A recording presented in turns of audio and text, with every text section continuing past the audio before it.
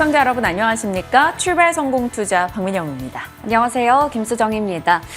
이틀간 숨고르기에 들어갔던 뉴욕 증시. 어제는 미국의 GDP 호조로 인해서 일제히 3대 지수가 랠리를 이어갔습니다. 나스닥 지수가 2% 가까이 올라갔는데요.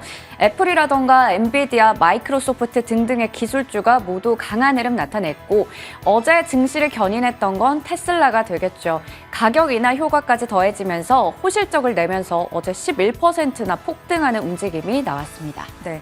GDP와 테슬라의 콜라보 흐름이 나타나면서 지수 상승 좀 돋보였습니다. 어제 뉴욕장 좀 탄력이 떨어져도 우리 장이 그보다 선전하는 흐름이 나왔었는데 오늘 장엔 또 어떤 반응을 보여줄지 궁금합니다. 주말을 앞두고 뉴스들 점검하면서 오늘 출발 성공 투자 시간 통해서 전략 챙겨보시길 바랍니다. 자, 어제 국내장 어땠는지부터 다시 한번 복귀하며 시작해보도록 하겠습니다.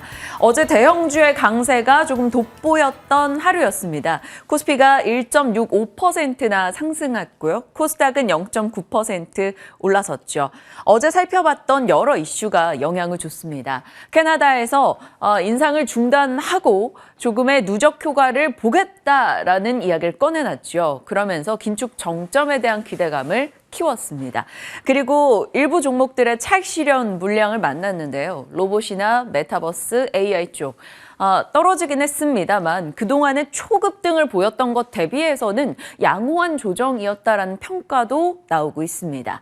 어제 시장에서도 테슬라 EPS 예상 상회 이슈 속에 그리고 개별 호재성 이슈들로 인해서 2차 전지 쪽 분위기가 굉장히 좋았었고요. 현대차의 호실적이 장 후반 지수의 상승을 더 끌어올리는 요소가 됐습니다.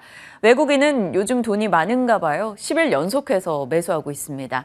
IT 쪽, 어제는 운수장비, 자동차 쪽도 같이 담아가는 모습 나타났고요. 금융으로도 매수세를 계속 이어가고 있습니다. 그리고 어제 산업뉴스 시간에 같이 점검을 했었던 5G와 가스 그리고 원격 진료 쪽이 어제 굉장히 좋은 상승을 나타내기도 했습니다. 또 눈에 띄는 특징주가 되기도 했네요. 시장을 한마디로 요약해보면 이렇게 정리가 될 것 같아요. 빠약빠 오강오. 빠져야 되는데 약하게 빠지고 오를 종목들은 강하게 오른다. 한마디로 조정이 나올 건 약하고 갈 때는 탄력적으로 가는 시장이 되어 있다라는 겁니다. 시장의 분위기가 비교적 많이 개선됐다라고 느껴지는 포인트고요. 다만 어제는 쇼커버 영향도 있었고 오늘 또 주말을 앞뒀기 때문에 어느 정도 좀 털고 가자 하는 분위기도 나올 수 있습니다. 참고하시길 바랍니다. 자, 한국장이었고요. 미국으로 곧장 갑니다. 데이터 계속해서 체크를 해 나가야겠죠. 미국의 신규 실업상 청구 건수가 예상보다 크게 줄었습니다. 빅테크의 감원이 공격적으로 이뤄지고 있음에도 불구하고 고용이 나름 탄탄하다라는 거고요. 이것은 연준의 긴축에 대해 한 발 더 다가갈 수 있는 이슈가 될 수 있어서 조금 중립적인 영향으로 봐야겠습니다. 자, 미국은 4분기 GDP 속보치를 내놨는데 보통 잠정치, 속보치, 확정치로 나오게 되죠. 일단 속보치가 나왔습니다. 경기 침체 우려에도 선방했다라는 평가를 받고 있죠. GDP 추이를 조금 보시면 작년에 1, 2분기 때는 마이너스를 기록했습니다. 그리고 3, 4분기 때 다시 플러스로 올라갔고요. 이번에도 어찌됐건 플러스로 예상은 했으나 경기 침체를 좀 반영해서 2.6%로 예상을 했었는데 예상보다 높게 2.9로 나왔습니다. 경기가 괜찮구나. 연착륙에 대한 기대감을 키우는 요소가 되기도 했죠. 이것이 오늘 시장을 올리는 하나의 이유기도 했습니다. 다만 좀 부담스러운 게 눈에 띕니다. 인플레를 자극하는 요인들이요. 중국의 휘발유 가격이 갤런당 3.50달러로 급등했다라는 소식이 들려오고 우리가 계속 얘기 나눠봤던 중국의 리오프닝이 인플레를 자극할 것이다라는 전망이 속속 들려오고 있습니다. 이 부분은 좀 지켜보면서 호흡해 가죠. 자, 뉴욕장은 이 내용들을 반영했습니다. 3대 지수 모두 다 올라줬고요. 나스닥은 2% 가까운 강한 상승을 기록했습니다. 나스닥에 힘을 보탠 건 결국 테슬라죠. 역대 최대 분기 순이익을 내놨고 일론 머스크가 실적에 대한 자신감을 피력하는 발언을 꺼내놨습니다. 11%의 폭등을 보여주면서 오늘 나스닥을 끌고 가는 흐름이 돋보였죠. 앞서 GDP로 인해서 연착륙 기대 상승과 함께 맞물려 지수 상승에 힘이 돼줬고요. 디램 재고 폭탄 세일이 멈췄다라는 뉴스가 나왔습니다. 이게 삼성전자와 SK 하이닉스 이야기인데 그동안 디램 재고 폭탄 세일로 순이익이 깎이는 것을 보고 있었다면 이것이 멈췄다? 그러면 이제 조금의 이익 방어가 되지 않을까라는 희망회로로 또 흘러가고 있습니다. 최근에 반도체 계속 좋죠. 외국인이 샀고요. 오늘 새벽에도 미국 필라델피아 반도체 지수는 또 올랐습니다. 반도체 계속 바닥론의 힘을 받고 있는 상황인데 더 갈 수 있을지 궁금해집니다. 자, 섹터별 흐름 보시면 빅테크 쪽 좋았습니다. 보시다시피 애플, 마이크로소프트, 알파벳, 메타, 아마존, 테슬라까지 쭉 강한 상승을 보여줬고요. 반도체 쪽도 분위기가 전반적으로 괜찮았죠. 최근에 급등을 보였던 반도체 섹터인 만큼 이 정도만 올라줘도 시세의 연속성은 긍정적으로 볼 수 있겠습니다. 그리고 또 하나가 에너지 쪽인데요. 쉐브론이 자사주 매입을 발표하면서 시세에 좀 탄력적인 불을 붙였고요. 에너지 전반의 강세가 나타났습니다. 눈에 띄는 종목 하나가 베드베스앤비욘드입니다. 22% 폭락이었어요. 디폴트 얘기가 나오면서 장중에 거래가 좀 중단되는 이슈도 있었습니다. 이쪽으로 인해서 밈 주식의 하락 눈에 띄었고 헬스케어도 오늘은 다소 쉬어가는 분위기였습니다.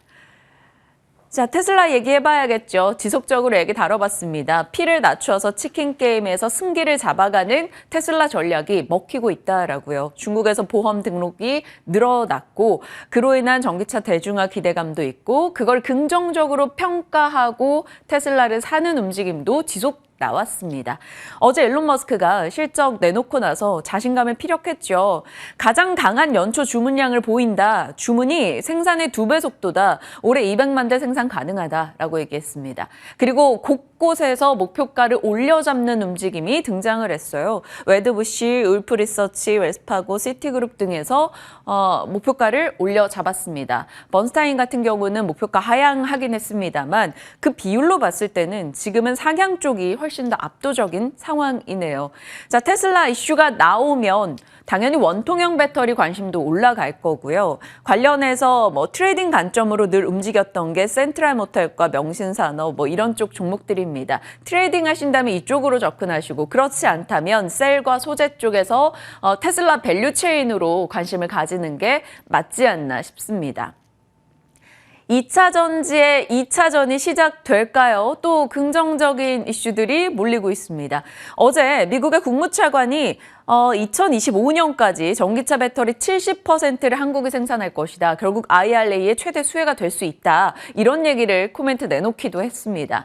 자, 그리고 미국의 버지니아주에서 좀 이례적인 움직임이 나왔는데요. 중국의 CATL과 포드의 합작 공장 신설을 주 자체에서 거부했습니다. 주 경제 활성화를 위해서 이런 거는 유치하려고 안달인데 이것을 거부했다라는 소식인 거죠. 워낙 반중 감정이 센 주지사이기 때문에 그런 선택을 했다라는 소식입니다. 자, 그럼 이런 식으로 주에서 중국 포비아를 보여주게 된다면 결국 기술력을 갖춘 한국이 그 수혜를 볼 수 있다. 이렇게 얘기가 나오죠. 그래서 CATL 부분을 한국이 많이 가져가게 된다면 긍정적이지 않겠느냐 이런 코멘트 등도 더해집니다. 그리고 어제 포스코케미칼 하이니켈 양극재 기술 수출 승인을 받으면서 포스코케미칼도 급등 움직임이 나타났고요. 소재단 전반에 기대감이 좀 쏠렸습니다. 2차 전지 여러 가지 이슈가 조금 맞물리고 있는데 더 갈 수 있을지 오늘 저희 방송 통해서 한 번 더 체크하시길 바랍니다.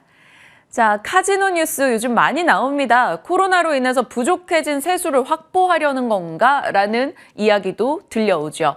대표적인 움직임 보이는 게 라스베가스 샌즈예요. 오늘 새벽에 6% 이상 뛰었습니다.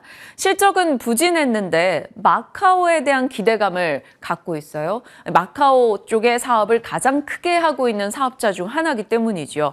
JP모건과 크레딧 스위스, 웰스파고 등에서 목표가를 상향했고요. 이 라스베가스 샌즈는 마카오에 10년 동안 470조를 추가 투자하겠다라고 밝혔습니다. 그리고 미국 내에서도 다른 지역에 투자하겠다라고 꺼내놨고요. 아시아 쪽에서는 태국이 카지노 개발에 탄력을 붙이고 일본도 붙이고 동남아권에서도 카지노 개발에 나선다라는 소식이 들려옵니다. 카지노를 개발하는 건 결국 관광객을 유치하겠다라는 게 되겠죠. 그러다 보니까 최근에 좀 공격적인 움직임이 나오고 있는데요. 사실 한국은 이 카지노에 대해서 조금 보수적인 입장이 많기 때문에 이쪽 경쟁에서는 뒤처질 수 있다라는 지적도 나옵니다. 그렇다면 다른 쪽으로 투자 아이디어를 굴려보죠. 카지노 모니터 등에 판매하고 있는 토비스, 이런 쪽이 다른 국가 수출이 늘어나는 건 아닐까? 이렇게 한번 고민해봐도 좋을 것 같습니다. 토비스 상승률은 올해 들어서 상승률입니다. 11.5%, 뭐 그렇게 뛰어나지도 나쁘지도 않은 흐름이었는데 추가적인 흐름을 기대해 볼 수 있을지 계속 한번 추적해 보도록 하겠습니다. 자, 그리고 오늘 시간 외에서 급락하고 있는 인텔 실적이 나왔는데요. 모두 예상을 하회했습니다. EPS와 매출 모두요. PC 수요가 하락한 영향이고 데이터 센터 쪽에서도 인텔은 지금 공격적인 움직임을 보이지 못하고 있다라고 하네요. 시간을 8%까지 밀리는 거 보고 들어왔는데 인텔의 여파도 내일 어떻게 반영이 될 것인가 좀 주목할 필요가 있겠습니다. 자, 시장의 이슈들 들여다봤고요. 섹터 전략 한번 챙겨보도록 하죠. 비대면 환자 늘어날 수 있다. 진료 뭐 이런 쪽에 관심도가 좀 많아지고 있는 것 같아요. 네, 먼저 첫 번째로 그래프 하나를 보시겠습니다. 비대면 진료 누적 환자 수가 꾸준히 늘어나고 있다는 걸 한눈에 확인할 수 있는 네. 그래프를 준비해 봤습니다. 보건복지부의 자료를 바탕으로 준비했는데요. 코로나19 재택치료 환자 모니터링까지 포함을 한다면 누적 환자의 수는 3,500만 명 이상이라고 합니다. 보시는 것처럼 2만 명, 2020년 2월부터 시작해서 작년 12월까지 670만 명으로 늘어났습니다. 이렇게 비대면 진료 환자 수가 꾸준히 늘어나고 있는 상황인데요.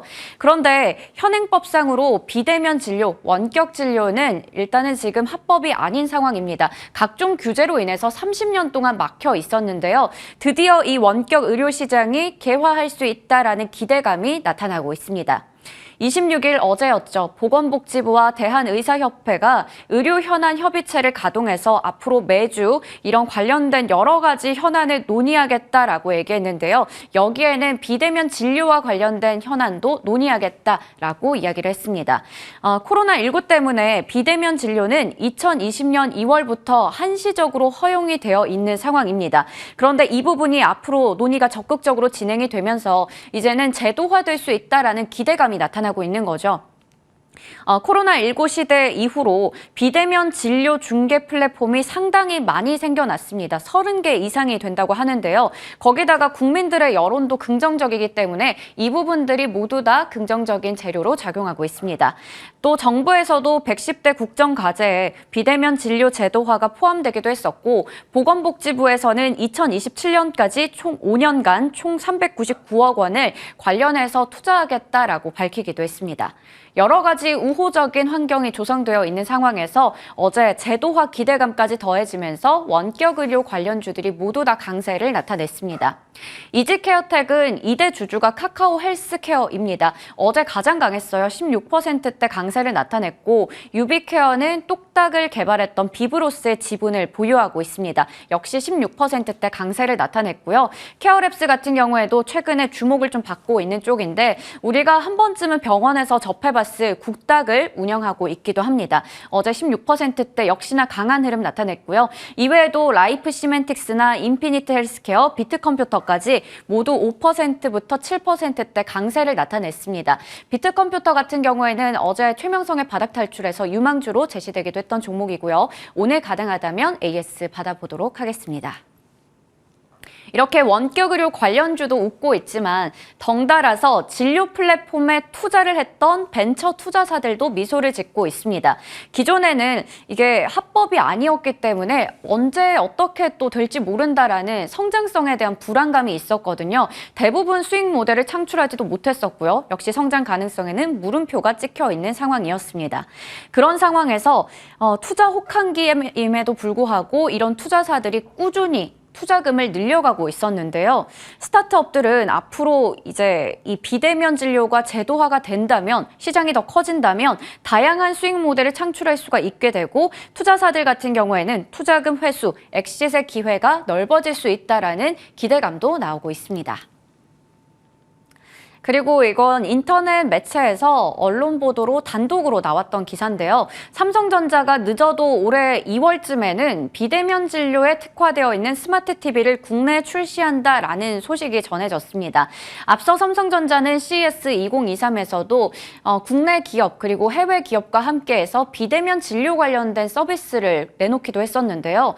화상 카메라가 탑재되어 있고 비대면 진료 서비스인 굿닥이 우리가 TV를 구매했을 때 넷플릭스 같은 OTT가 들어있듯이 그러한 형태로 탑재를 시킨 스마트 TV를 내놓겠다라고 밝혔습니다. 체중계라던가 갤럭시 워치와도 연동이 될 수 있게 만든다는 얘기였고요.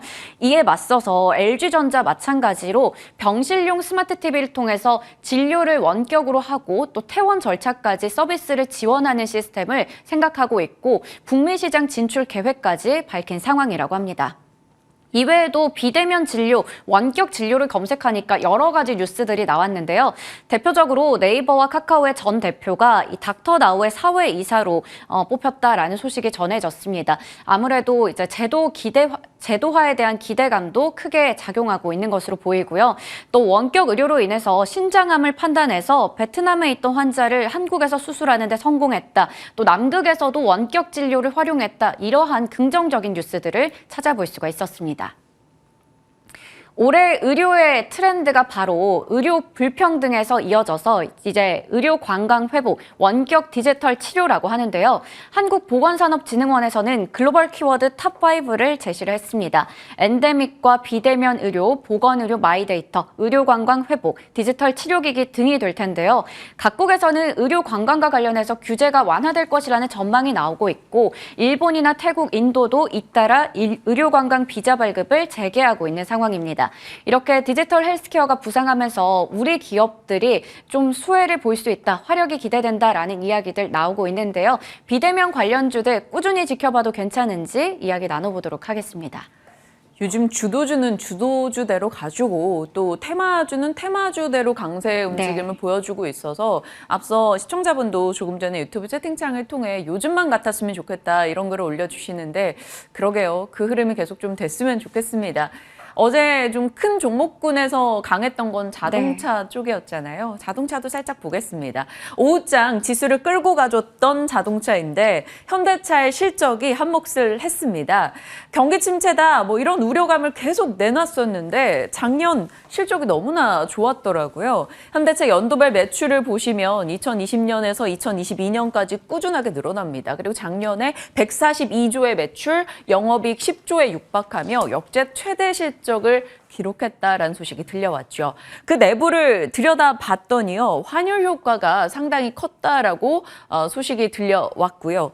고부가 마진을 많이 남기는 차량 판매가 좋았다고 합니다. 대표적으로 SUV나 제네시스 쪽이 되겠죠. 그러면서 실적에 큰 힘을 실어줬고 중국이나 러시아를 제외하고는 글로벌 판매량이 다 증가를 기록하며 판매량을 입증했다라는 것도 한몫을 했습니다. 4분기 영업이익도 컨센을 상회했고요. 이러니까 시장에서는 나름 긍정적인 반응을 보여줬죠. 많이 억눌려 있었던 것의 영향도 분명히 있을 겁니다. 자, 그리고 내년도가 아니죠. 올해에 대한 자신감도 피력을 했는데요. 올해 현대차 경영 계획, 판매와 매출 성장, 영업이익률, 그리고 투자까지 모두 다 늘리겠다라고 밝혔습니다. 경기 침체 아니야? 근데 자신감이 상당한데? 이런 식으로 해석이 된 거죠. 어제 일론 머스크도 자신감을 보여줬고 현대차도 자신감을 보여주면서 전기차, 자동차가 같이 힘을 받을 수가 있었습니다. 그리고 들려왔던 소식 중에 올해 조지아 공장 쪽에 설비 투자 계속하겠다라고 조지아 공장을 진행한다라는 내용을 다시 한번 확인을 해줬고요. 미국의 전기차 리스 비중을 늘린다라는 소식까지 들려왔습니다. 자, 이 소식이 들려오면서 미국의 조지아 공장 관련한 부품주까지 같이 올라가는 흐름이 나타났죠. 어제 현대차, 기아, 현대모비스, 현대위아 다 같이 올랐고요. 구형테크는 16%나 급등했습니다. 에코플라스틱이나 현대공업, SL 등도 상승이었죠. 다만 좀 조심해봐야 될 것은 지금 색깔이 들어가 있는 칸이 있죠. 이 종목들은 시간외에서 또 다 하락 전환이 돼 있었더라고요. 결국에는 알던 내용이다, 새로울 거 없다라는 뉴스 분위기로 또 분위기가 살짝 바뀌었습니다. 자, 그럼 자동차와 부품을 같이 보기는 조금 어려울 것 같고요. 좀 자동차의 위주로 좀 전략을 챙겨야 되지 않을까라는 생각도 듭니다. 어제 그리고 현대차 쪽에 박수받았던 것 중에 하나가 주주 환원이었습니다. 그렇게 큰 물량은 아닙니다만 그래도 3,100억 원가량의 자사주 소각 이슈 들려왔고요. 그리고 올해 배당 성향을 더 올린다라는 소식도 들려왔습니다. 배당금도 주당 7,000원까지요. 자, 그럼 배당 이슈가 나왔고 많이 빠졌습니다. 그런 상황에서 이 주주 환원책은 현대차의 주가 하방을 막아주는 요소가 될 거고요. 판매량을 증명해냈다라는 건 상방을 뚫어줄 만한 기대를 키울 겁니다. 그럼 현대차 베팅을 해봐도 될 것인가 궁금해지기도 하네요. 다만 조금 걸리는 게 있어요. 환율 효과로 이득이 났다면 올해는 작년과 같은 환율 분위기가 아니기 때문에 올해는 조금 달리 봐야 되나? 라는 고민도 살짝 하게 되고요. 경기 침체 강도가 어떨까에 대해서도 우린 다뤄볼 필요가 있겠습니다. 자, 그리고 오늘 지금 새벽에 접한 뉴스인데요. 미국의 시애틀 측에서 현대차 기아를 제소했다라는 소식입니다. 작년에요. 현대차 기아 차량을 도난하는, 그러니까 훔치는 챌린지가 미국에서 10대들한테 돌았다라고 해요. 그래서 현대차 기아 차량의 도난 사고가 정말 많았습니다. 그 챌린지가 왜 나왔는가를 들여다보니 현대차 기아의 이 도난을 방지하는 시스템이 조금 미흡한 장치가 있었다라고 하네요. 그래가지고 그것에 대한 책임을 져라. 너희들 때문에 우리 국민들이 손해를 봤다. 이런 식으로 나왔다라고 합니다. 뭐 이게 어느 정도로 파급을 미칠지 모르겠습니다만 그 챌린지가 꽤 유명해서 인터넷에 많이 화제가 됐었거든요. 이 부분도 한번 좀 지켜볼 내용은 될 것 같습니다. 자, 이런 여러 가지 내용들 감안해서 자동차 전략도 고민해 볼 거고요. 어제 현대차 실적 나오면서 현대 로템이 급등을 했어요. 이게 분봉인데 갑자기 오후장에 이렇게 뛰면서 11% 폭등으로 거래를 마쳤습니다. 이게 뭐지? 하면서 찾아봤더니 현대차 기타 부분의 이익이 꽤나 개선됐다라는 내용이 나왔는데 이게 100%는 아닙니다만 현대 로템이 개선된 거 아니겠어? 이런 시각 등이 등장을 했습니다. 일단은 아직까지는 썰이니까요. 확정된 내용 아니니까 그냥 참고 정도로만 체크하시죠. 현대 로템 뭐 작년에 방산 수출 얘기도 많았었기 때문에 좀 합리적이다라는 시각도 나오는데 그렇다면 미리 기대를 좀 가져볼까라는 고민도 듭니다. 이런 내용들 두루두루 담아서 전략 챙겨보도록 하죠. 지금부터 함께 하시죠. 개장 전 성공 전략입니다. 시청자분의 말에 지극히 공감합니다. 요즘만 같았으면 좋겠다라는 생각이 들어요. 반도체, 자동차, 은행, 좀 굵직한 섹터가 가지고 그 안에서 AI, 로봇, 챗봇 뭐 각가지 테마주도 올라가지고 있습니다.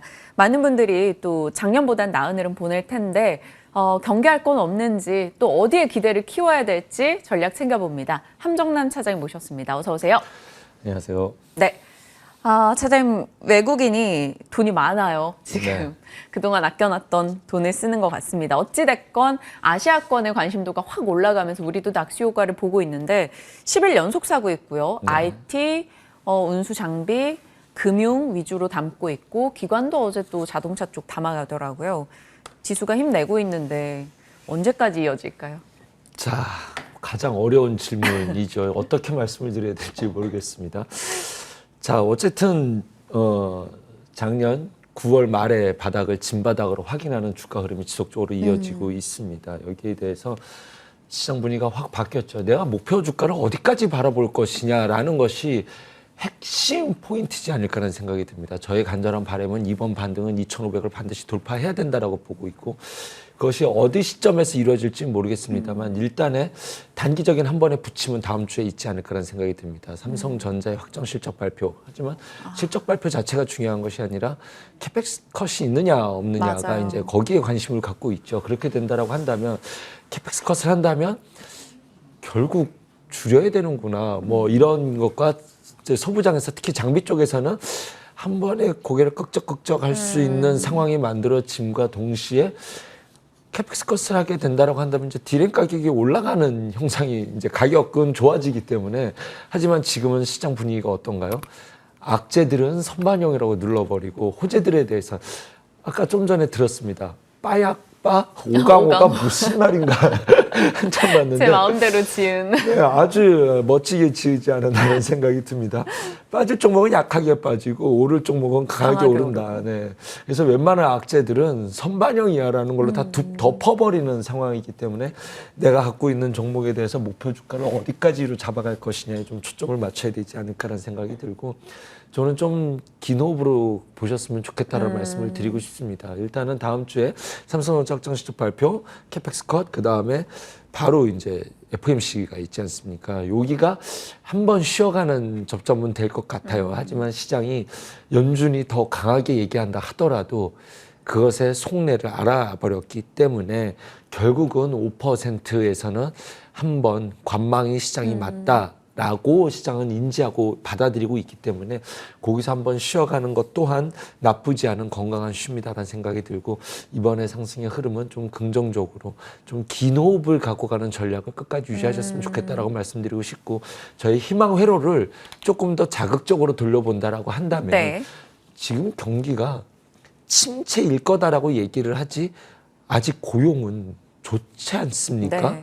기업 실적이 부러진 건 이미 우리가 눈으로 확인을 했고 현대차 같은 경우는 뭐 이게 무슨 일이 있었어요. 뭐 난리가 났지 않습니까? 그래서 만약에 물가가 잡혀서 PC 물가가 잡히고 CPI가 계속적으로 잡히게 되고 만약에 그래서 연준이 이제는 이 금리를 올 하반기에 더 이상 유지할 필요가 없게 된다면 경기 회복 사이클에서 금리를 인하해야 되는 초호황 버블 장세가 올 수도 있어요.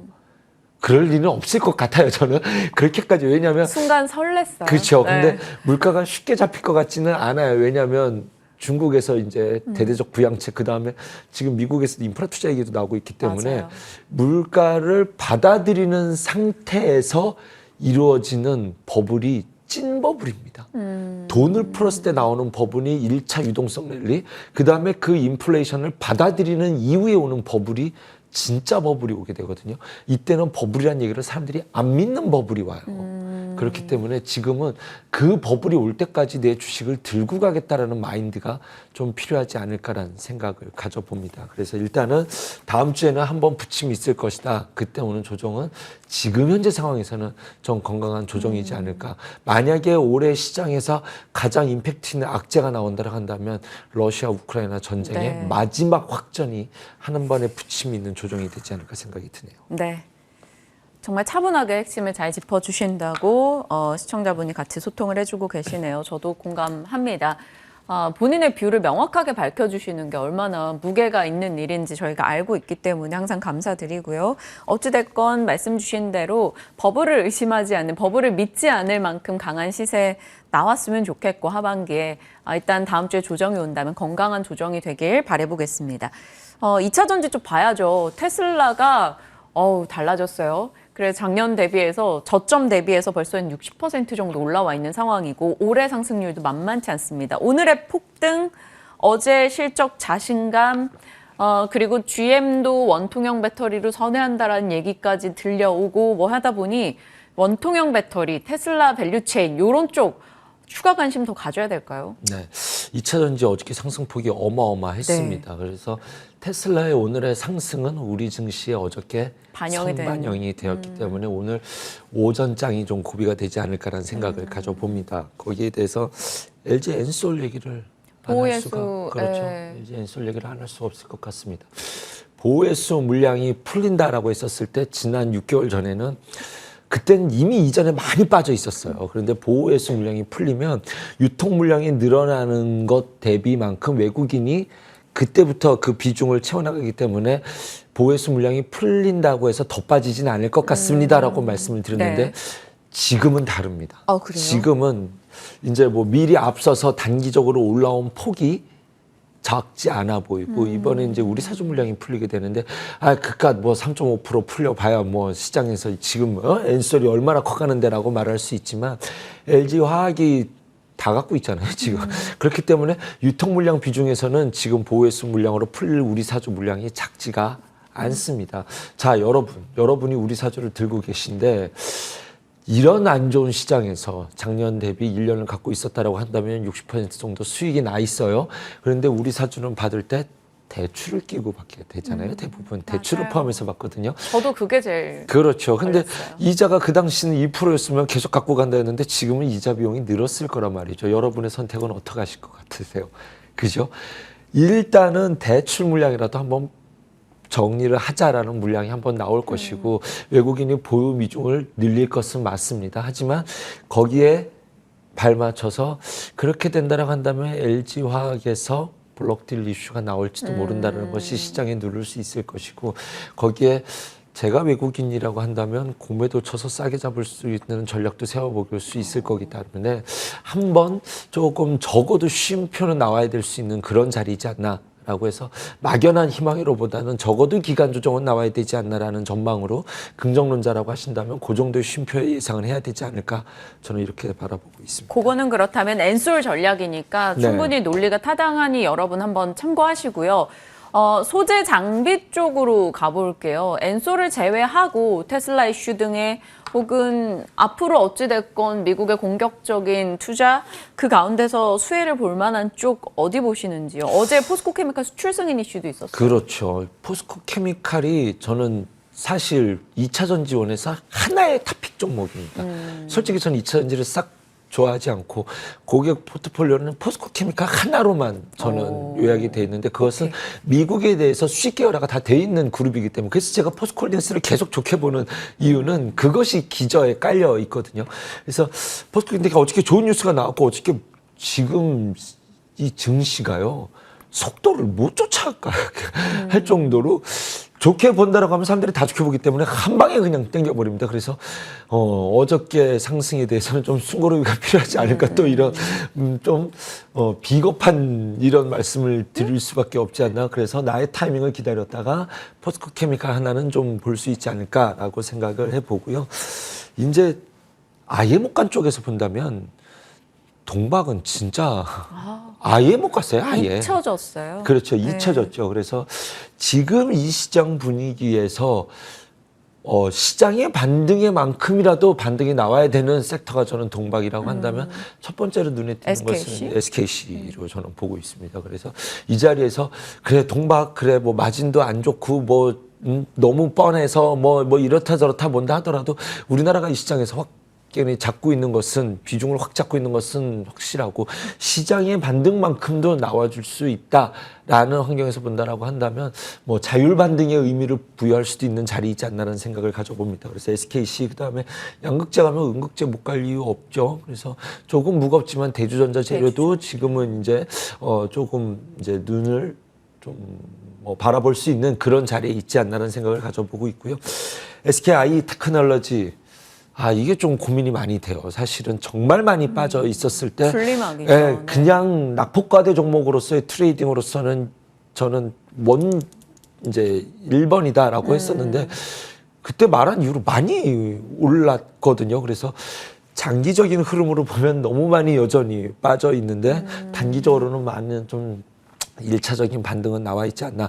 악재는 충분히 좀 녹여져 있지 않나라는 생각이 듭니다. LG 엔솔에서 물량을 줬던 것을 다 이제 걷어갔던 악재들은 다 좀 주가에 좀 녹아져 있지 않나는 생각이 듭니다. 그래서 그러면 이제 여기에서 녹여서 말씀드린다면 많이 빠진 종목에 대한 자율 종목에서 탑픽은 SKC가 되지 않을까라는 생각을 가져봅니다. 좋습니다.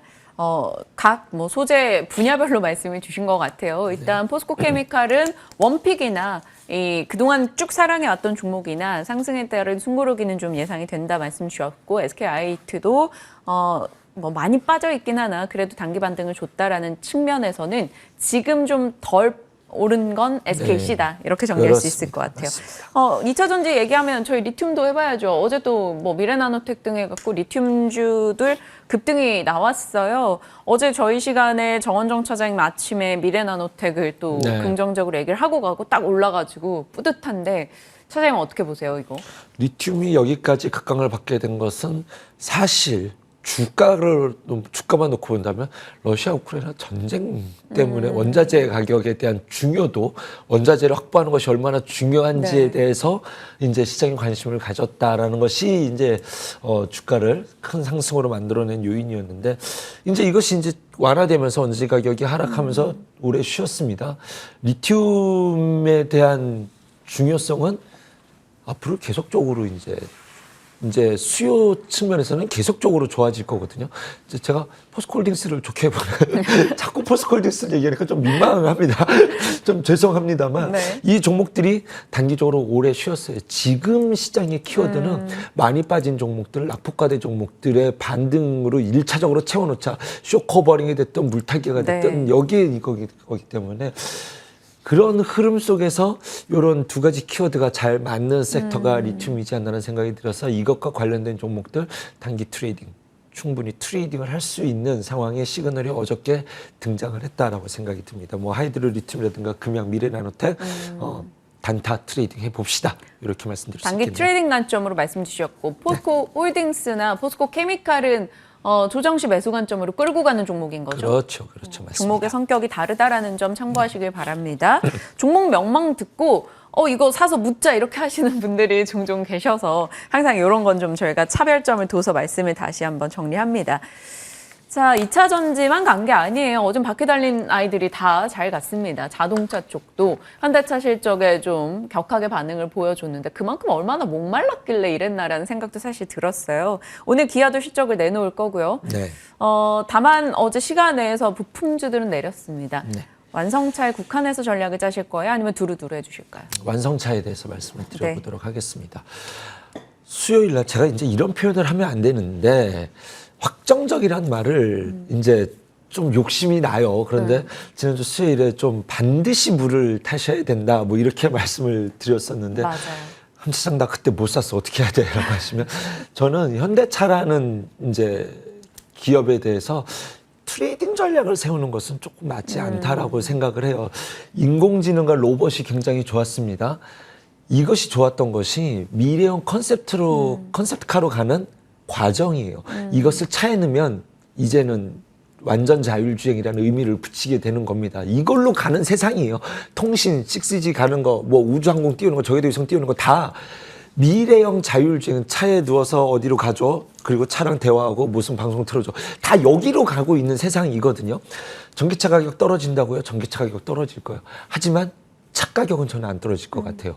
여기에 이러한 기능들이 포함되면서 갈 거기 때문에 현대차는 제네시스 라인이 등장하면서 GV80이 나오면서 저는 현대차는 이제 계속적으로 사모아갈 수 있는 종목으로 확정적으로 들어졌고 나중에 진짜 지수 버블이 왔을 때까지 현대차는 가져가신다라는 전략으로 좀 보셔야 되지 않을까.